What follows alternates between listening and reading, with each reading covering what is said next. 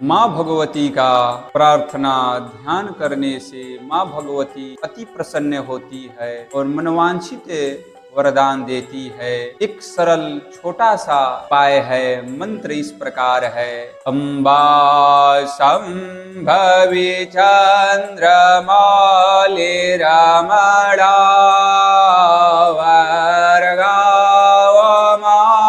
पार्वती काली हेमवते देवत्री नयने कात्यायने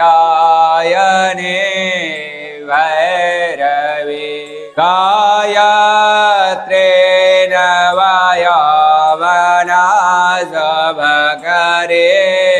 ताम्राजलक्ष्मी प्रदा चेद्रोपे परदेवता भगवते ते राजराजेश्वरे ते राजराजेश्वरे। प्रार्थना पूर्वक नमस्कारान् समर्पयामहे।